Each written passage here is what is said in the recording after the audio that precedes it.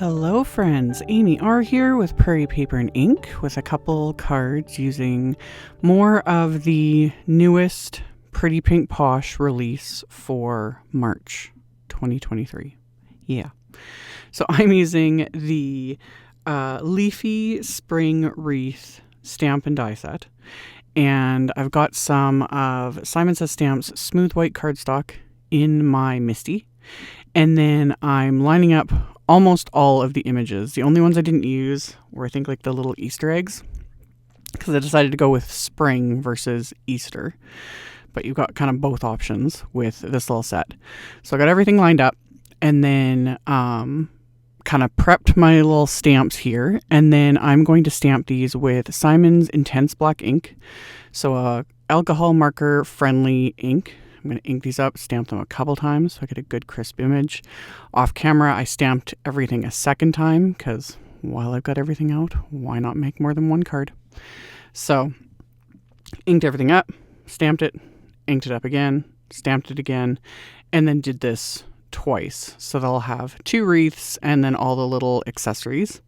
And then for coloring, I'm using my Spectrum Noir TriBlend markers, just having fun with them. Yeah, I think I've said it all over and over again. If you've got Copic markers and you like your Copic markers, do you need these? No.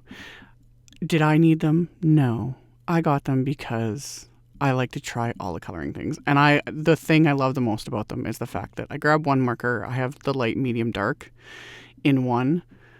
That alone, game changer, less thought process. So the very beginning of this was real time, and now this is like super sped up. I'm doing my standard darkest to lightest. It's just what works best for me. This technique also works really well if you have, like, these markers definitely don't qualify for, super juicy certain markers, or if you've overfilled your markers, like your Copics, etc. Going darkest to lightest uses the least amount of ink, really, and also helps to kind of prevent bleeding. But I do it mostly because it's just habit, less time going back and forth over everything. So I did 2 different color combos for these leaves just to mix it up a little bit. And after I did the green turquoise blend, I took the lightest of that marker and went over some of the leaves. It's subtle, but it just gives it a slightly different shade. I know Kelly Taylor calls this color glazing. I'm not sure if that's like the official term for it, but I'm just going with what she shows, because if you want to learn about like alcohol marker coloring, she shares a ton on her channel. Like, that's her forte. So I was watching one of her recent videos and she was doing that, and I was like, oh yeah, that's so fun.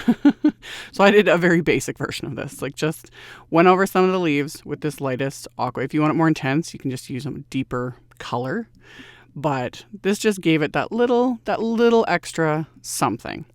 So after I did leaves, I then started coloring in all little accessories and just had fun with it. I literally was just grabbing markers at random. I'm like, I just want pretty spring colors. So I went with pink for the bow. I did the little birds with blue. The rose, I did I think it's the magenta blend. And just to kind of differentiate it from the bow. And then, yeah, blues for the little birds. For whatever reason, these were making me think of Cinderella. I was like, that point, where the birds are helping tie the little bows and things like that. I can't not unsee it now. Every time I was coloring these little birds, and then when I die cut them and put them on the card, I was like, Cinderella. Anyway, did all of that. Browns for the flower centers, yellow for the little daisy type flower, and then I did purples for these remaining little flowers. After I had finished coloring all of these in, I took my white gel pen and just added highlights and little dots and whatnot to everything. Again, not following any sort of light source rules, anything like that. Just throw them on there. Don't worry about it. In the end, it just doesn't matter. With certain things, it does. Certain scenes, certain styles of coloring, your light source, all that sort of stuff matters. But with something like this, it just don't. So after I was done all my coloring, You can see I already got one set die cut. I use the coordinating wafer dies to die cut out all of these images, just taping them into place with little bits of washi tape. And this just prevents the dies from moving around when I die cut, because there literally is nothing worse than spending all the time coloring the images. You run it through your die cut machine and, you know, when the wafer dies shift and like cut all your images in half. Been there, done that. So tape them in place with washi tape. So after I've die cut all of my little images, I pulled out the sunflower layering stencil set. This set came out back in the fall. Yeah, back in the fall. And I had purchased it and then I had it sitting here. And when I was doing up the wreaths, I was thinking about like my card base, you know, the backgrounds. And I was like, what am I going to use, you know? And then I was like, ooh, the sunflower wafer die set or stencil set is perfect. So I've set up my little station. This is what's been working really well for me. So I've got my Simon glass mat here. I have a card front that I tape to the glass mat with just a bit of pixie tape. I have my card base on the right, which I have some post-it tape right where the score line is. So that's held in place. And then I start stenciling on the card front first. So this stencil set has 4 layers. So I start with the first layer and I am blending one of Simon's inks. I think this is lilac. I think it's lilac. I can't even see my supply list. I'm literally like curled up in the corner of my closet trying to do this voiceover because there's a bunch of snow removal going on, tons of noise, the kids, like there's just like the entire house is just noisy and chaotic. So I'm hiding in my closet with my laptop and microphone sitting on the floor doing this voiceover. So anyway, but I will have links. Yeah, this one is orchid. So I think the other one was lilac. I went with a lighter purple for the first layer, darker purple for the second layer of petals. That's what I love about this stencil set is there's 2 stencils for the petals. So you can get like different colors. And like I've been doing with this little setup is I blend on the card front first with my blending brush and the inks. And then I put the stencil onto the inside of the card, and without re-inking my brush or anything, I just drag, and I use lighter pressure as well, and I just drag whatever ink is left on the stencil and the brush and just use a lighter hand so I get just a lighter impression. So it's not so dark or intense so that I can easily write over this with a ballpoint pen on the inside of the card, because I get asked about that a lot, like where do you write to the recipient? I write over it. I don't care if I've stenciled, stamped, whatever I put on the inside of the cards, I consider it just a bonus. It just kind of, it's something pretty on the inside, but I will write over it. Just is what it is. So with the flower centers, I used cappuccino ink. Same thing. Blend it first onto the card front, transfer the stencil over to the inside of the card, and then without re-inking, just drag that little bit of ink and whatever's left on the brush over the stencil. And then the final layer is the leaves. And with this one, I used, I don't remember the name of the ink because things are nuts. But again, I'll have a link to it. I can't remember if this one was Fairway, possibly. I wanted a kind of bright green. So with this one, I did the card front and then the inside. I did both card fronts, both insides of cards, because I'm doing everything twice. I just didn't show the second on camera because it's the same thing. I quickly cleaned off the stencil because I didn't want a bunch of the green ink still sitting on it. And then I started with Simon's Seafoam ink because I wanted to get a few of the leaves, that add that little bit of aqua color. This worked, but Seafoam is a very, very pale aqua color, and it wasn't showing up like I wanted. So I just went a shade darker, which is Simon's Surf ink. And that just shows up a little bit more. Again, it's a subtle little thing. You can technically skip it, but I was like, oh, it just kind of ties everything together. So I just went over just a few of the leaves with that and then did the same thing. Just brought it over to the inside of the card, blended that, then we're good to go. So after I did all of the stenciling, I took those card fronts and I put them in my splat box. I'm going to add some splatter with the orchid ink, so the darker purple ink. I just smushed that onto just an acrylic block, added a bit of water, grabbed my little trusty fan brush, and then I'm going to splatter this over both of these backgrounds. Once that was done, I cleaned my fan brush off, and then I just grabbed my white gouache from my stash, put a little bit of that onto the acrylic block. Ended up putting more than I needed, so I just kind of scooped that right back into the tube. And then again, add a little bit of water so that it thins it out a little bit, and then swirl that up with my fan brush, and I'm going to splatter that all over these backgrounds as well. And I decided, one, since I was just in the mood, because what doesn't need splatter, honestly, and also because I had like a ton of this, so splattered the backgrounds with this. And then I set those aside to dry, and I took the wreaths that, so I could have skipped adding the white gel pen highlights, but whatever. Put those in my splat box and added the splatter to those as well. It just gives it that little extra something, just cause. So splattered those, let everything dry, and then I took some Lawn Fawn Sugar Plum cardstock, just the perfect shade of purple. Grabbed a scrap of that, and I used my anti-static powder tool on there.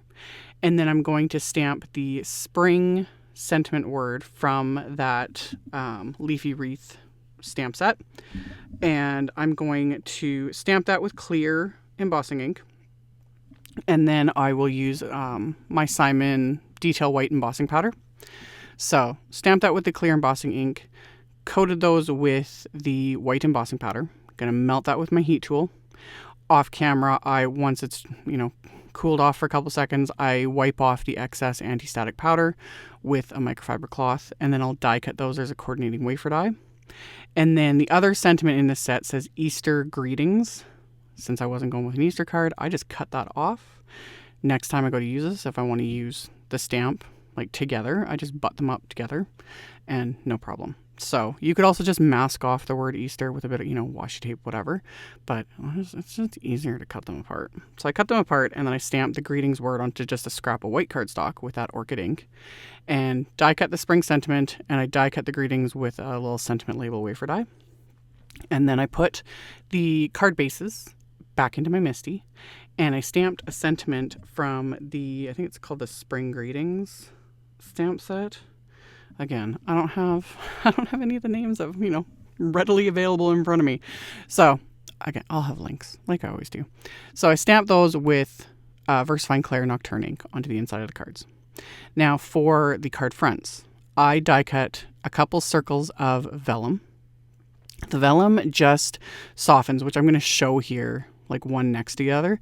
It just kind of softens the background a bit so that the wreath stands out a bit more, because otherwise it just kind of fades into such a busy background. So I'm going to adhere this to the first card front, and then I'll show you with just the wreath sitting on top of the other card front with no vellum. And it's a subtle difference, but it works. So I had die cut wreaths from just scraps of white cardstock, and I use those on the back of the vellum. It's an extra little step, totally not necessary. It's like necessary. You can just adhere it as is, but it just gives a little bit. Plus, it gives the teensiest bit of dimension because it pops up, the vellum circle off of the background. Just again, like just a hair, but it just works. So I adhere the wreath to one side of the vellum. Adhere just the plain die cut wreath to the back, and then adhere that to the card front. So you can still see the pattern of all the stenciling, but it's just softened with that vellum circle so that the wreath just doesn't disappear into the busyness. And then with the spring sentiment, I die cut more scraps with that same sugar plum cardstock, and then adhered 2 layers together of the die cut pieces, and then topped it with the white heat embossed sentiment. Again, gives it a little bit of dimension, pops it off the card front. So after I adhered all of those together, I can start assembling the finished cards. So I'm going to adhere the card fronts to the card bases with craft tacky glue. And then I'll adhere all the other little elements. I decided to pop up with just some thin foam squares. Again, just gives them a little bit of dimension, pops them up off the surface. So, and again, like after I adhered, the bow, and then I'm going to adhere the birdies. And I was like, yep, they're Cinderella birdies. Totally. So adhered those, adhered my sentiment, and then adhered my little sentiment strip right below it with more of those little foam squares that I just cut in half so that my cards say Spring Greetings. And then on the inside, it says Have a Lovely Day, which I love that sentiment. So adhered the last little little flowers with those thin foam squares, and that finished off these cards. So, like I'm pretty sure I mentioned it. Yeah, I did earlier. I will have links with everything labeled properly, the names of everything properly in the description box below the video. I'll link to my blog post. I'll have a supply list. I'll link to all of the supplies I use, so you can check that out below if you are interested. Thank you all so very much for taking the time to watch my videos, for thumbs upping and commenting. We got to appease those robot overlords, and subscribe if you haven't. I'd very much appreciate it, and I will see you all very soon in the next video. Bye!